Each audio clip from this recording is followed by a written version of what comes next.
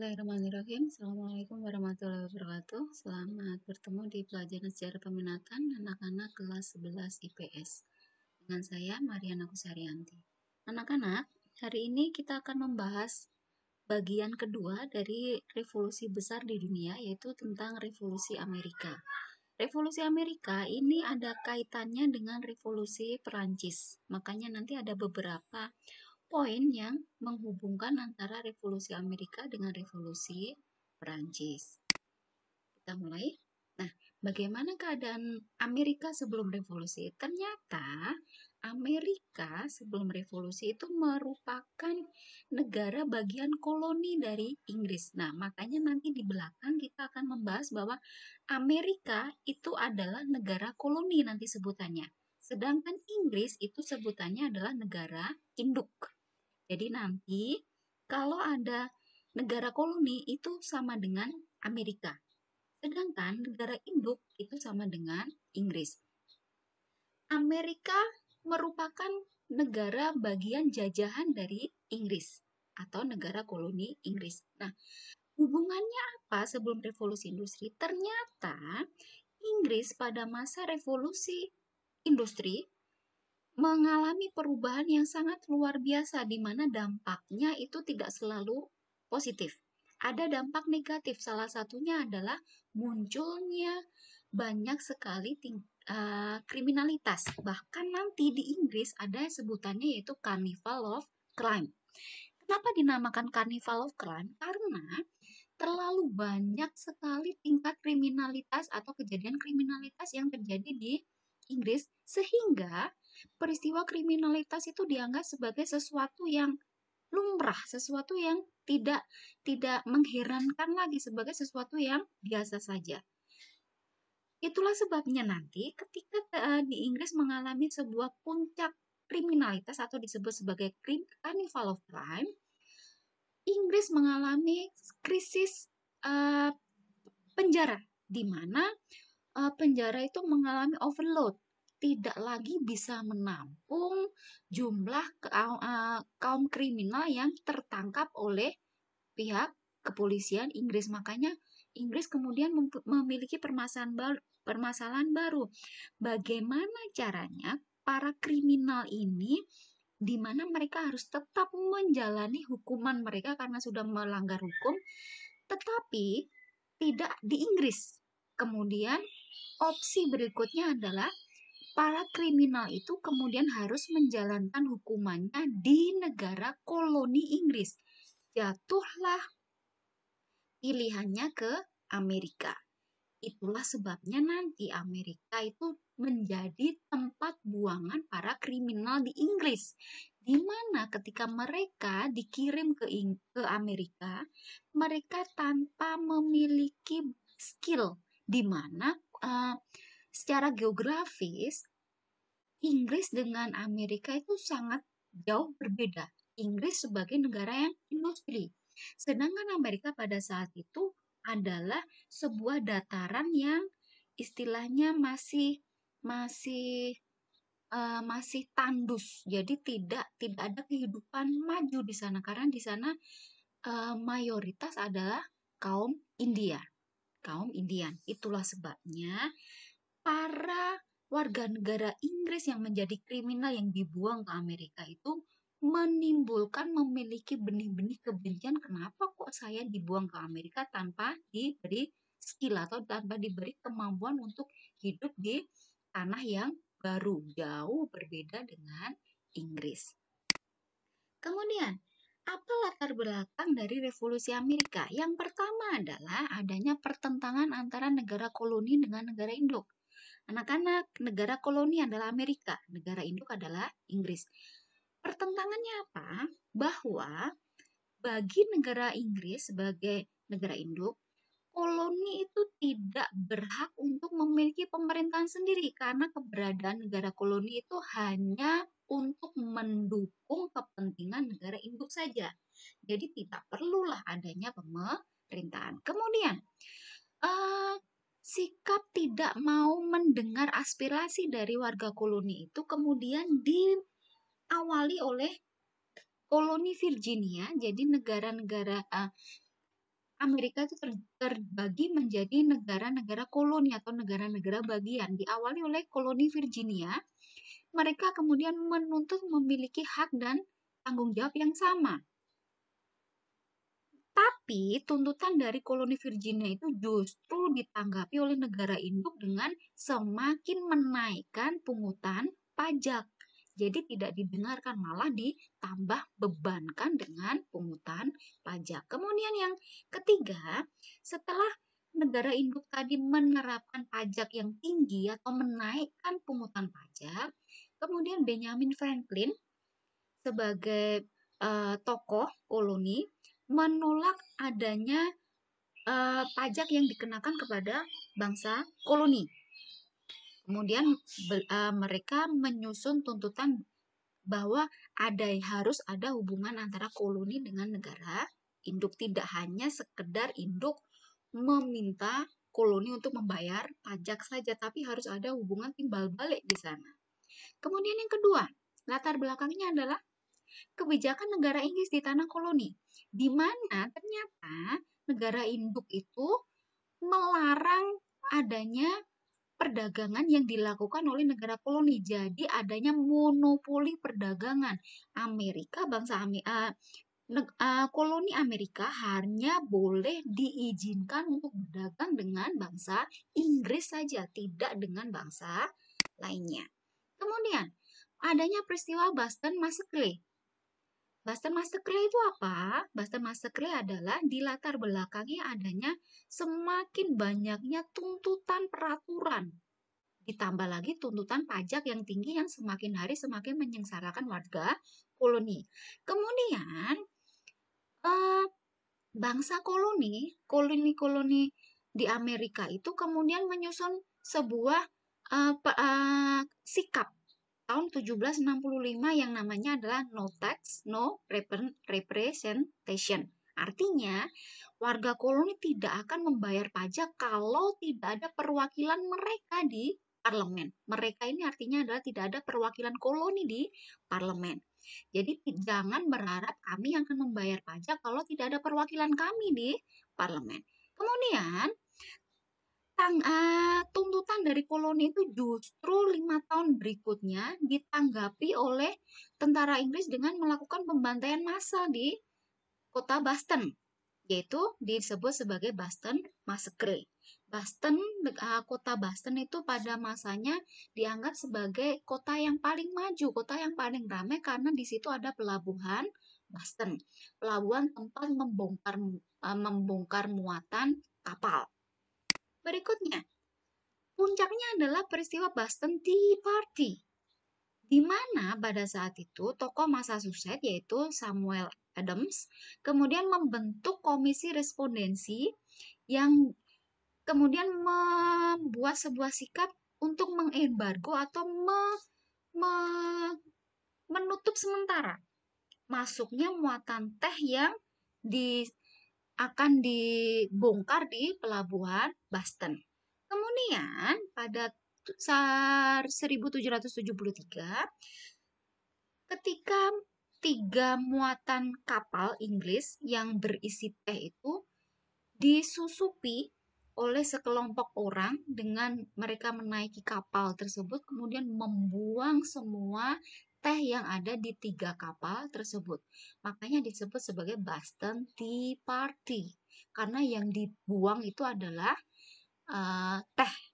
Makanya disebut sebagai Boston Tea Party. Nah, peristiwa Boston Tea Party itu membuat kerugian besar bagi negara Inggris. Marahlah negara induk terhadap negara koloni.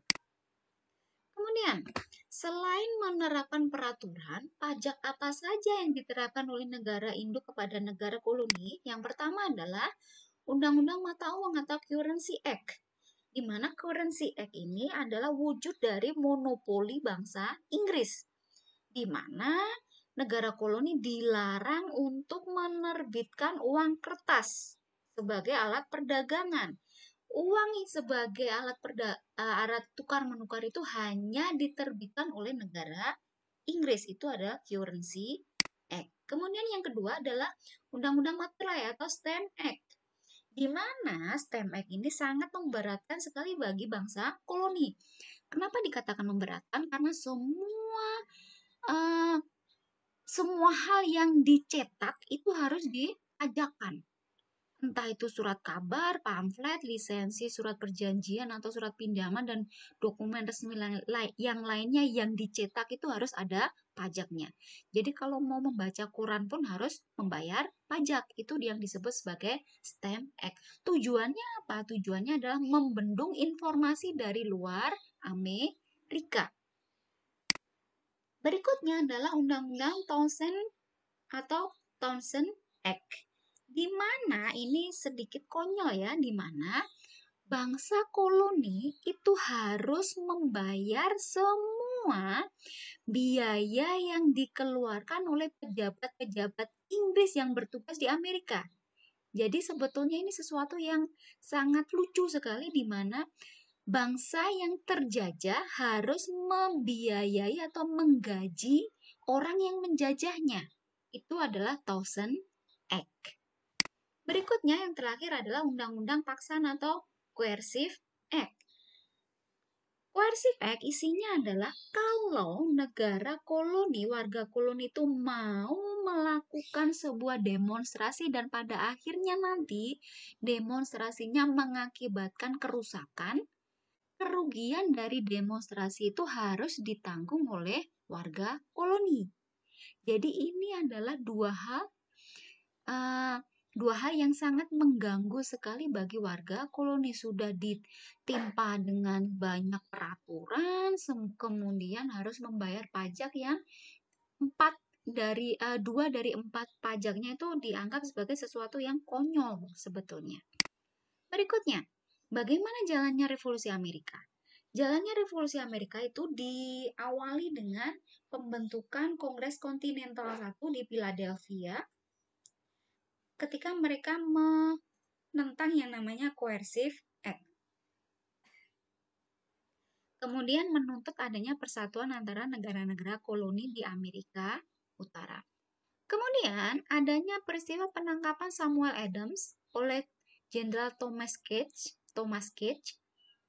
atas perintah Raja George III semakin merapatkan dukungan bagi kaum patriot dan mulailah yang namanya Perang Kemerdekaan Amerika. Nah, di Perang Kemerdekaan Amerika inilah nanti muncullah tokoh Jenderal Lafayette yang berasal dari Prancis. Kenapa kok Jenderal Lafayette itu bisa muncul di Amerika? Karena ternyata Jenderal Lafayette itu menginspirasi orang-orang Amerika untuk melawan kaum penjajahnya. Bedanya kalau di Perancis yang dilawan adalah bangsanya sendiri. Tapi kalau di Amerika yang dilawan adalah bangsa penjajahnya, yaitu bangsa Inggris. Nah, Jenderal Lafayette itu kenapa bisa datang ke Amerika? Karena mereka dibiayai oleh, kalau bahasa kita adalah patungan dari warga koloni di Amerika. Jadi mereka kolekan mendatangkan Jenderal Lafayette untuk memimpin Perang Kemerdekaan Amerika. Disitulah adanya hubungan Revolusi Amerika dengan Revolusi Perancis. Berikutnya, Kongres Kontinental Kedua dipimpin oleh John Hancock menghasilkan keputusan bahwa perang melawan Inggris, di mana pada Kongres itu menunjuk George Washington dari Virginia sebagai pemimpin tertinggi tentara kontinental. Kemudian, poin nomor 6 ini yang paling penting. Ketika Thomas Paine menerbitkan pamflet yang berjudul Common Sense atau akal sehat, di mana isinya secara garis besar adalah masuk akal nggak kalau misalnya negara kita harus membiayai semua yang dikeluarkan oleh negara penjajah kita. Makanya disebut sebagai common sense. Jadi nggak mungkin dong kita hidup atau kita sebetulnya membesarkan sebuah tirani. Itu yang ingin disampaikan oleh Thomas Paine. Berikutnya, Kongres Kontinental Kedua menyusun deklarasi yang disusun oleh komite yang diketuai oleh Thomas Jefferson. Nah, anggota-anggotanya adalah John Adams, kemudian Benjamin Franklin, Roger Sherman, Robert Livingston. Ini adalah founding father dari Amerika. Thomas Jefferson, John Adams, Benjamin Franklin, Roger Sherman, dan Robert Livingston. Mereka disebut sebagai founding father dari Amerika. Kemudian, Kongres Kontinental kedua mengesahkan deklarasi kemerdekaan Amerika. Itulah sebabnya 4 Juli diperingati sebagai Hari Kemerdekaan Amerika. Kemudian, ternyata Inggris pun tidak mau menerima begitu saja pernyataan kemerdekaan negara koloni. Inggris kemudian menggelar perundingan perdamaian di Paris yang disebut sebagai Traktat Paris atau Treaty of Paris. Yang isinya mereka mengakui kemerdekaan, kebebasan, dan kedaulatan 13 koloni Inggris. Nah, 13 koloni Inggris yang diakui itu apa saja? Poin nomor 12. Terdiri dari Connecticut, Delaware, Georgia, Maryland, Massachusetts, New Hampshire, New York, New Jersey, Pennsylvania, Rhode Island, South Carolina, dan Dominion of Virginia. Nah, anak-anak, ada New Hampshire, New York, New Jersey. Ini adalah kota-kota yang mengidentifikasi bahwa Amerika itu adalah bagian dari Inggris. New Hampshire, New York, New Jersey itu adalah kota-kota yang nama belakangnya adalah kota-kota yang berasal dari Inggris. Jadi, Hampshire baru, York baru, Jersey baru. New Hampshire ada di Amerika. Hampshire-nya ada di Inggris. New York ada di Amerika. York sendiri ada di sebuah kota di Inggris. Begitu juga New Jersey itu ada di Amerika, tapi Jersey sendiri ada di kota Inggris. Jadi itulah sebabnya sejarahnya ada kata-kata kota-kota yang menggunakan kata new, dan new. Berarti Hampshire baru, karena Hampshire yang lama itu sudah ada di Inggris. York baru, Yorknya yang lama ada di Inggris. Jersey baru, Jersey-nya ada di Inggris. Nah, poin penting dari Revolusi Amerika yang pertama adalah jasa dari Jenderal Lafayette. Tadi berarti Jenderal Lafayette itu menolong atau membantu terjadinya Revolusi Amerika karena memimpin perang kemerdekaan Amerika. Nah, ada yang dinamakan hutang sejarah Amerika kepada Perancis. Kalau kalian tahu, patung Liberty itu sebetulnya adalah sebuah patung yang mengukuhkan persahabatan antara Amerika dengan Perancis, karena patung Liberty itu adalah hadiah dari Perancis. Makanya disebut sebagai hutang sejarah. Amerika itu berhutang apa pada Perancis? Ya berhutang tadi, Jenderal Lafayette. Nah, ungkapan the enemy of my enemy is my friends, artinya musuh dari musuhku adalah teman saya. Amerika menggunakan strategi perang ini, seni berperang ini. Amerika ketika melawan Inggris, Amerika mencari tahu. Kalau Amerika melawan Inggris sendiri, Amerika akan kalah. Makanya, the enemy of my enemy is my friend. Amerika lawannya adalah Inggris. Amerika kemudian mencari lawan Inggris itu siapa? Ternyata lawan Inggris adalah Perancis. Makanya Amerika menggunakan strategi itu. Amerika berkolaborasi dengan Perancis. The enemy of my enemy is my friend. Musuh dari musuh saya adalah teman saya. Musuh Amerika adalah Inggris. Inggris musuhan sama Perancis. Berarti Amerika nanti akan berkolaborasi dengan Perancis untuk menyerang Inggris. Itu adalah seni dari perang. The enemy of my enemy is my friend. Itu beberapa poin penting dari Revolusi Amerika, anak-anak. Mudah-mudahan bisa dipahami. Terima kasih. Assalamualaikum warahmatullahi wabarakatuh.